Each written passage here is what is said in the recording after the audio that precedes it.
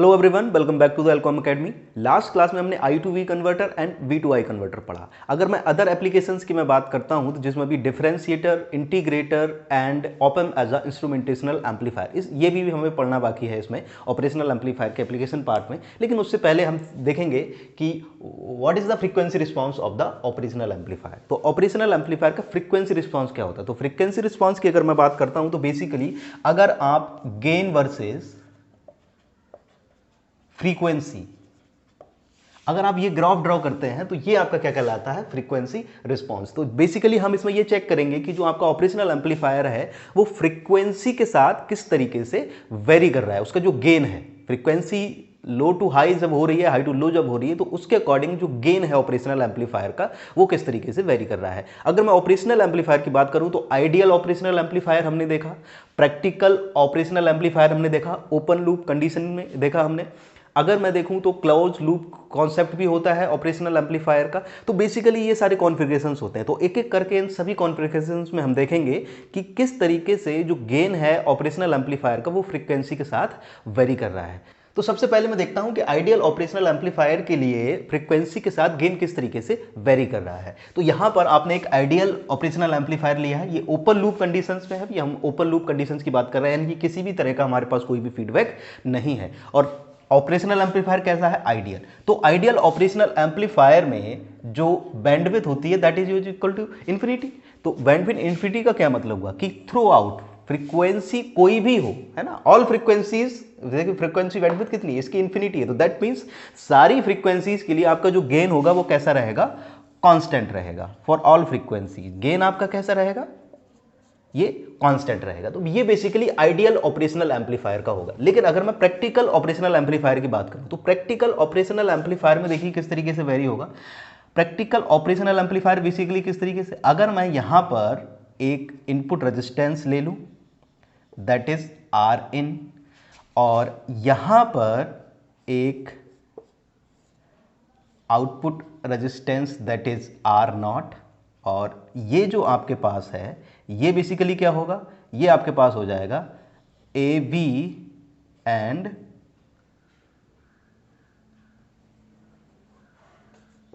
हम open loop लिखते हैं, A open loop into B I D. और बी आई डी क्या है आपका? This is positive, this is negative, तो this is your B I D. तो बेसिकली ये क्या होता है? ये आपके पास जो है ये प्रैक्टिकल ऑपरेशनल एम्पलीफायर का इक्विवेलेंट सर्किट है। देखिएगा किस तरीके से जो ऑपरेशनल एम्पलीफायर है वो बेसिकली ट्रांजिस्टर्स या फिर एफईटीज को मिलाकर बनता है। और आप जानते हैं कि जब हम ट्रांजिस्टर्स का यूज करते हैं तो उसमें जो ट्रांजिस्टर्स होते हैं उनके कुछ ना कुछ जंक्शन कैपेसिटेंसेस होती हैं। अगर आपने बाइपोलर जंक्शन ट्रांजिस्टर पढ़ा होगा तो उसमें डिफ्यूजन कैपेसिटेंसेस, ट्रांजिशन कैपेसिटेंसेस इस तरीके से पड़ी होंगी। तो बेसिकली यहां पर भी आपका जो है वो कैपेसिटिव इफेक्ट वो देखेगा। तो बेसिकली मैं ये कहता हूं कि फ्रीक्वेंसी जो टर्म है वो कहां से है? देखिए फ्रीक्वेंसी की अगर मैं बात कर रहा हूं दैट मींस उस सर्किट में कहीं ना कहीं कैपेसिटिव लोड जरूर है, कैपेसिटर का इफेक्ट जरूर है। क्योंकि जो कैपेसिटर या फिर इंडक्टर्स होते हैं वो कैसे होते हैं? वो आपके फ्रीक्वेंसी डिपेंडेंट एलिमेंट्स होते हैं। जैसे कि उनकी हम रिएक्टेंस की बात करते हैं, जैसे कि मैं एक्सी की बात करता हूं तो what is the value of XC? That is 2 pi F C. That means frequency पे डिपेंड करता है आपका जो रिएक्टेंस है ऑफ एक कैपेसिटर्स का। तो दैट मीन्स कैपेसिटिव इफेक्ट वहां पर है। अगर कैपेसिटिव इफेक्ट नहीं होगा तो क्या फिर आप फ्रीक्वेंसी के अकॉर्डिंग गेन वेरी करा सकते हैं या फिर फ्रीक्वेंसी और गेन में रिलेशन देख सकते? नहीं देख सकते, है ना। तो दैट मीन्स आपके पास लोड क्या होगा? तो यानी कि अगर मैं इसको एनालिसिस करता हूं तो एनालिसिस करने के लिए मैं क्या करता हूं कि यहां पर एक सी एक कैपेसिटिव लोड ले लिया। ये जो लोड है इसे कंपनसेशन कैपेसिटर भी बोला जाता है। तो कंपनसेशन कैपेसिटर दैट मीन ये क्यों आया, कहां से आया? क्यों? क्योंकि जो ऑपरेशनल एम्पलीफायर है वो बेसिकली ट्रांजिस्टर्स या फिर एफईटीज का यूज करके बना होता है। और ट्रांजिस्टर्स और एफईटीज जो होते हैं उनमें कंपनसेशन कैपेसिटर्स होते हैं, यानी लाइक डिफ्यूजन कैपेसिटेंसेस, ट्रांजिशन कैपेसिटेंसेस, इस तरह की कैपेसिटेंसेस होती हैं। तो उनका इफेक्ट मैंने यहां पे मेजर कर लिया। तो दैट मीन्स ये क्या होगा? ये आपका कंपनसेशन कैपेसिटर हो गया। ये क्या हो गया आपका? Compensation capacitor. तो यही वजह है, क्योंकि ये फ्रीक्वेंसी डिपेंडेंट एलिमेंट होता है, तो यही वजह है कि इसके अकॉर्डिंग जो है वो गेन आपका वेरी करता है। अब देखने वाली बात ये है कि ये इफेक्ट आइडियल केस में तो नहीं था, तो आइडियल केस में हम क्या लेते हैं, सब चीज आइडियल लेते हैं, तो इसीलिए जो गेन आपका कैसा था, वो थ्रू आउट कॉन्स्टेंट था। लेकिन यहां पर अब क्या होगा कि यहां पर एक सी, एक लोड आ गया, तो जब लोड आ गया तो अब ये वी नॉट के क्या है, तो दैट मीन्स अगर मैं वी नॉट की बात करता हूं, लेट सपोज इसमें जो करंट है वो आई फ्लो हो रही है, तो वी नॉट की जो वैल्यू होगी आई इंटू एक्स सी। भाई अगर मैं लोड है इसके क्रॉस वोल्टेज फाइंड करूंगा तो I इंटू एक्सी, और एक्सी की जो वैल्यू है वो कितनी है, वो ये है, तो ये फाइनली जो वैल्यू हो आपके पास होगी वो हो जाएगी I divided by 2 pi F C. तो देख रहे हैं आपका जो आउटपुट है वो बेसिकली एफ पे डिपेंड कर रहा है। दैट मीन्स मैं ये कह सकता हूं कि V naught is proportional to 1 by F. That means अगर फ्रीक्वेंसी, अब मैं फ्रीक्वेंसीज की बात करता हूं, तो फ्रीक्वेंसी इंक्रीज करेगा तो आपका आउटपुट जो है वो कैसा होगा, डिक्रीज होगा, और आपका जो गेन होता है बेसिकली वो क्या होता है, वी नॉट बाय वी आई। तो अगर आउटपुट आपका डिक्रीज कर रहा है दैट मींस ओवरऑल गेन भी आपका कैसा होगा, डिक्रीज होगा। तो बेसिकली ये कॉन्सेप्ट यहां से निकल के आया है। अब आपको ये अगर मैं एक लाइन में समराइज करूंगी अभी तक हमने क्या सीखा यहां से, तो सिंपल सा ये है कि फ्रीक्वेंसी वेरिएशन के अकॉर्डिंग हमें गेन फाइंड करना है ऑपरेशनल एम्पलीफायर का। दैट मींस कि आइडियल केस में तो ये कोई भी कांसेप्ट नहीं होता, तो दैट मींस जो बैंडविड्थ होती है वो इंफिनिटी होती है, दैट मींस फ्रीक्वेंसी इंफिनिटी होती है, दैट मींस जो गेन है आपका वो थ्रू आउट कांस्टेंट रहेगा। लेकिन प्रैक्टिकल केस की अगर मैं बात करूं तो वहां मैं कैपेसिटेंसेस को, जो कैपेसिटेंसेस होती है, ये क्यों होती है, क्योंकि हम जानते हैं कि आपका जो ऑपरेशनल एम्पलीफायर है वो ट्रांजिस्टर या फिर एफईटी से मिलकर बना होता है, जिसमें डिफ्यूजन कैपेसिटेंस, ट्रांजिशन कैपेसिटेंस, जो कि जंक्शन कैपेसिटेंसेस होती हैं, उन्हें आप इग्नोर नहीं कर सकते। तो उसका अगर मैं इंपैक्ट देखूं तो ये आपके पास क्या है, एक कंपनसेशन कैपेसिटर है, लोड। तो इसकी वजह से जो फ्रीक्वेंसी और आउटपुट का जो वेरिएशन है वो इनवर्सली रिलेशन है। दैट मींस अगर मैं फ्रीक्वेंसी को इंक्रीज करूंगा तो आपका आउटपुट डिक्रीज होगा, दैट मींस गेन डिक्रीज होगा। तो मैं ये कह सकता हूं कि प्रैक्टिकल ऑपरेशनल एम्पलीफायर में अगर फ्रीक्वेंसी को मैं इंक्रीज कर रहा हूं तो गेन आपका डिक्रीज करता है। अब किस तरीके से डिक्रीज करता है, कितना डिक्रीज करता है, ये फाइंड कर लेते हैं। तो गेन और फ्रीक्वेंसी में रिलेशन फाइंड करने के लिए हमें क्या करना होगा, हमें इसका इक्विवेलेंट सर्किट बनाना होगा। ये ऑलरेडी बना हुआ है, तो मैं इसके क्या कर सकता हूं, आपके पास जिस तरीके से हम सॉल्व करते हुए आए हैं डिफरेंशियल एम्पलीफायर्स में, हम उस तरीके से इक्विवेलेंट सर्किट बना देते हैं। That is B1 and that is B2 and this is your RIN या RID, जो भी आप लिखना चाहें। और ये कितना हो जाएगा, ये बेसिकली आपके पास हो जाएगा dependent source and this is your R0 and this is your capacitance. So this is positive negative, this is your A open loop gain and multiplied with VID, और VID कितना है आपका, पॉजिटिव नेगेटिव, ये जो है आपके पास that is your VID B1 minus B2। तो ये हो गया, this is your R0 and this is your capacitance C, और इसके अक्रॉस आपको ये क्या मेजर करना है, पॉजिटिव नेगेटिव, ये अब आपको मेजर करना है B0। ठीक है, तो ये हो बेसिकली हो गया। अब मैं इसको रफ कर देता हूं। ओके, तो यहां से हम V0 की वैल्यू को फाइंड करते हो, तो देखिए V0 कितना होगा। अगर मैं V0 की बात करता हूं तो देखिएगा यहां पर आप क्या अप्लाई कर सकते हैं, ये क्या है, ये XC है। XC की अगर मैं बात करता हूं तो यहां पर इसको अगर मैं इक्विवेलेंट रेजिस्टेंस में कन्वर्ट करूंगा तो मैं इसे लिख सकता हूं -jXC। -jXC रिप्रेजेंट कर सकते हैं इसको हम, है ना, ये आपने नेटवर्क्स में पढ़ा होगा, ये आप जानते होंगे। तो V0 की अगर मैं बात करता हूं तो V0 इज इक्वल टू कितना होगा, V0 की जो वैल्यू होगी वो हो जाएगी, वोल्टेज डिवाइडर लगा देंगे, तो -jXC divided by R0 minus jXC, और तो जो टोटल वोल्टेज है वो कितना है, that is AOL into VID। तो इसे अब आप सॉल्व कर लें, तो यहां से V0 बाय VID, इसकी वैल्यू को आप कैलकुलेट कर सकते हैं। तो ये वैल्यू कितनी होगी, इतनी। और देखिए सेकंड, अगर मुझे जे का टर्म को निगलेक्ट करना है, जे का टर्म मुझे यहाँ से देखिए कॉम्प्लेक्स फॉर्म में है, तो मुझे जे को निगलेक्ट करना है। तो जे को निगलेक्ट करने के लिए आप क्या कीजिए, साइमल्टेनियसली यहाँ पर दोनों में जे से मल्टीप्लाई कर लीजिए, न्यूमरेटर में भी और डिनोमिनेटर में। तो ये बेसिकली क्या हो जाएगा, अगर आप यहाँ पर जे से मल्टीप्लाई करेंगे और यहाँ पर भी अगर आप जे से मल्टीप्लाई करेंगे तो देखिए ये कितना होगा, ये जे स्क्वायर होगा, जे स्क्वायर की वैल्यू होती है -1, तो ऊपर जो न्यूमरेटर में होगा that is XC, A open loop, VID तो ऑलरेडी हम पहले ही डिनोमिनेटर में ले आए हैं, और ये आपके पास होगा J, जब यहाँ मल्टीप्लाई होगा दैट इज जे स्क्वायर, तो ये आपके पास हो जाएगा XC प्लस J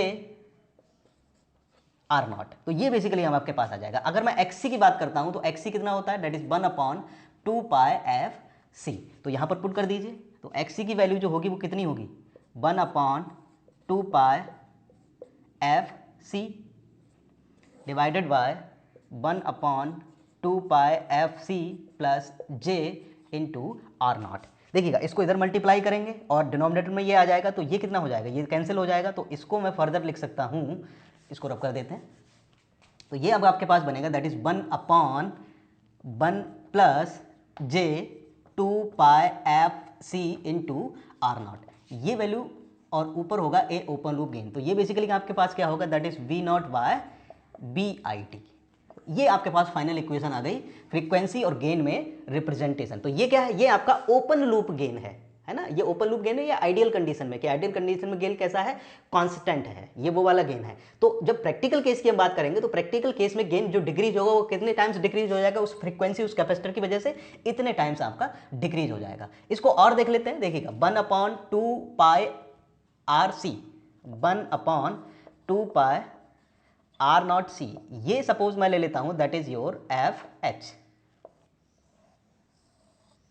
तो this is your F H, higher cut off frequency, इसे आप कट ऑफ फ्रीक्वेंसी भी बोलते हैं। तो अगर मैं इसकी बात करता हूं तो ये देखिएगा कितना होगा 2 pi R naught C, 2 pi R naught C. अगर मैं इसकी वैल्यू को बात करूंगा तो इसकी वैल्यू कितनी है कि 1/f(h), तो ये आपके पास हो जाएगा v naught by V I D. जो गेन की वैल्यू होगी वो होगी A open loop divided by 1 plus J F by F H. तो ये अब आपके पास कितना हो जाएगा, ये फाइनली आपके पास फाइनल एक्सप्रेशन हो गया। अब यहां से अगर आप देखें तो ये कॉम्प्लेक्स क्वांटिटी है, कॉम्प्लेक्स क्वांटिटी को मैं मैग्नीट्यूड और फेज दोनों में ही कन्वर्ट कर सकता हूं। तो सबसे पहले तो अब हम एक एक करके इसका मैग्नीट्यूड फेज मैग्नीट्यूड रिस्पॉन्स देखेंगे, देन इसका फेज रिस्पॉन्स हम देखेंगे। तो एक एक करके देख लेते हैं। तो देखिए मैग्नीट्यूड रिस्पॉन्स किस तरीके से फाइंड करते हैं, तो उसका ओवरऑल मैग्नीट्यूड ले लेते हैं। तो V naught by V I D, अगर मैं इसका मैग्नीट्यूड कैलकुलेट करता हूं तो ये आपके पास होगा A open loop magnitude divided by, इसका अगर आप मैग्नीट्यूड लेंगे कॉम्प्लेक्स का तो आपको पता होना चाहिए इसकी जो वैल्यू होगी that is 1 plus F over F H का होल स्क्वायर, इस तरीके से होगा। तो देखिएगा अगर मैं यहां से देखूं कि for F is equal to 0, अगर एफ आपका 0 है तो मिनिमम फ्रीक्वेंसी के लिए ये जो वैल्यू है ये 0 हो जाएगी, और स्क्वायर रूट ऑफ 1 तो ये आपके पास जो गेन होगा वो आपको कितना मिलेगा दैट इज ये ओपन लूप गेन। तो आप उस टाइम पे जो गेन होगा वो कितना होगा, ओपन लूप गेन। तो बस साथ साथ इसका जो फ्रीक्वेंसी रिस्पांस है वो भी ड्रॉ कर लेता हूं। So this is your frequency, इसे हम हर्ट्ज में मेजर करते हैं, और ये आपके पास क्या है गेन, तो है ना। तो इसी ये आपके पास गेन है, तो इसे आप डीबी में भी मेजर कर सकते हैं या फिर विदाउट मैग्नीट्यूड जो कंडीशन है उसमें भी देख लेते हैं। तो अभी हम मैग्नीट्यूड कंडीशन ही रखते हैं। आप डीबी में चाहें तो डीबी में किस तरीके से, तो जो भी गेन की वैल्यू है उसे आप 20 लॉग कर देंगे तो वो डीबी में वैल्यू आ जाएगी। तो उसमें भी आप इसका ग्राफ बना सकते हैं। तो मैं सिंपल बनाता हूँ, ये फ्रीक्वेंसी हर्ट्ज में है और ये आपके पास क्या है गेन है। तो फ्रीक्वेंसी को और इंक्रीज करते हैं। लेट्स सपोज कि F is equal to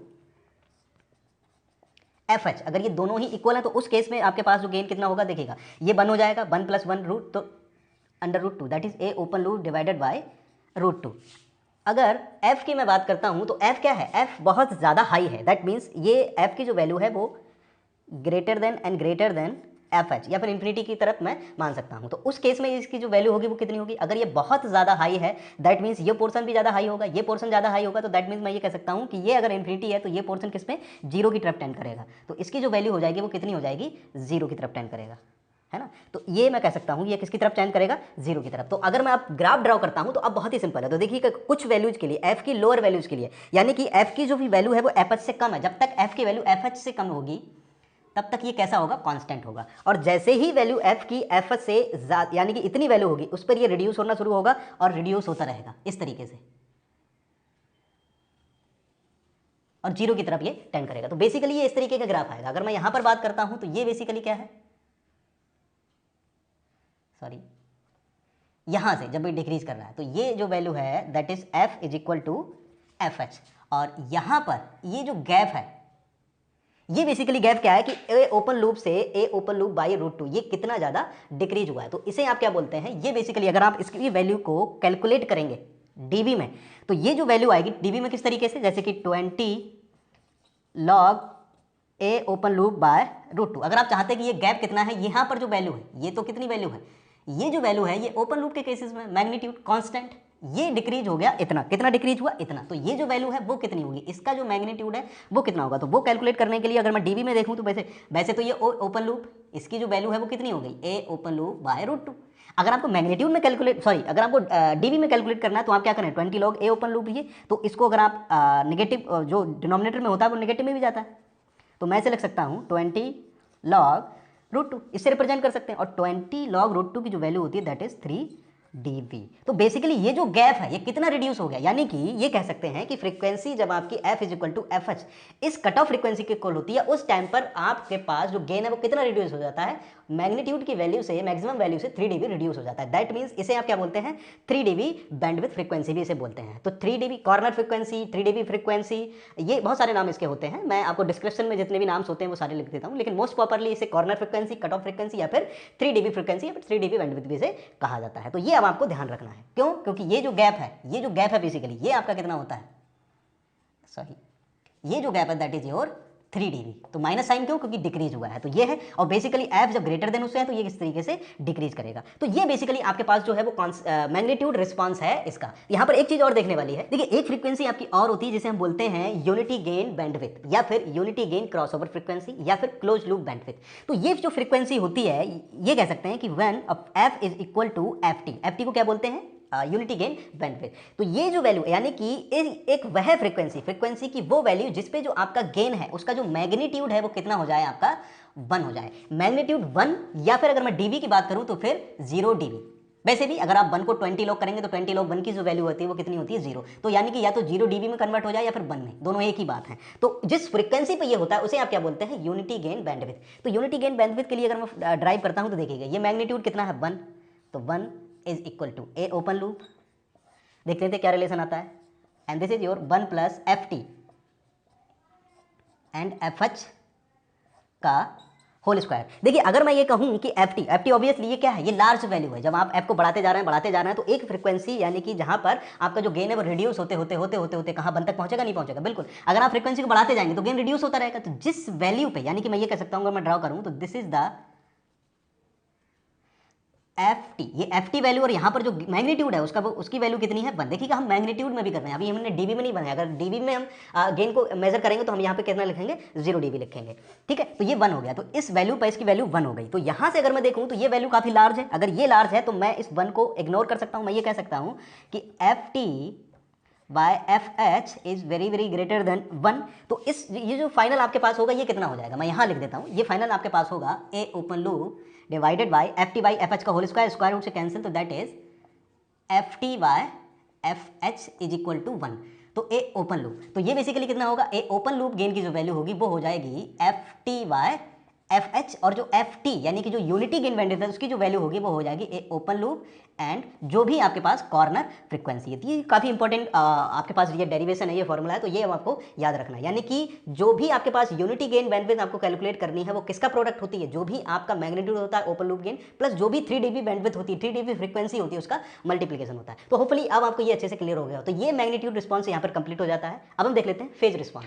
now let's quickly see the phase response of operational amplifier. तो देखिएगा ये आपके पास फाइनल एक्सप्रेशन था, तो यहाँ से अगर आप फेज कैलकुलेट करेंगे तो इसका कितना होगा, 0 मैग्नीट्यूड है, तो दिस इज 0 डिग्री माइनस क्यों, क्योंकि ये डिनोमिनेटर में, तो ये कितना रहेगा, minus 10 inverse F divided by F H divided by 1, imaginary part divided by real part. Hopefully ये आपको अच्छे से आता होगा। तो फ्रीक्वेंसी 0, अगर एफ 0 है तो उस केस में आपका जो एंगल है वो कितना होगा, दैट इज 0 डिग्री। क्लियर हो रहा है वहां से। एफ की वैल्यू जब एफ एच होगी तब वैल्यू कितनी होगी, तो एफ एच ये होगी, तो दैट मीन्स दिस इज 1। तो 10 इनवर्स 1 कितना होता है, 45, तो माइनस 45 डिग्री, क्योंकि माइनस साइन ऑलरेडी पहले से ही है। F is equal to, sorry F जो है वो अगर एफ एच से काफ़ी ज़्यादा लार्ज है, तो लार्ज वैल्यू के लिए मैं ये कह सकता हूँ कि अगर एफ लार्ज है दैट मीन्स इसे मैं एज अ इन्फिनिटी ट्रीट कर सकता हूँ। मैक्सिमम वैल्यू ये इन्फिनिटी है तो मैक्सिमम वैल्यू कितनी हो सकती है, माइनस 90 डिग्री। इसे क्विकली ड्रॉ कर लेते हैं, तो देखिए किस तरीके से आएगा। फ्रीक्वेंसी आपकी हर्ट्ज में है, इसे आप हर्ट्ज में ले लेंगे, और ये आपके पास क्या है, फेज, ये किस में है, डिग्री में आप मेजर कर रहे हैं इसे। तो this is suppose 0 degree and this is suppose 45 degree and this is suppose minus 90 degree, इस तरीके से। तो देखिएगा एफ 0 पे 0 डिग्री है, तो ये इस तरीके से एफ एच माइनस 45 माइनस 90, तो ये इस तरीके से वेरी करेगा।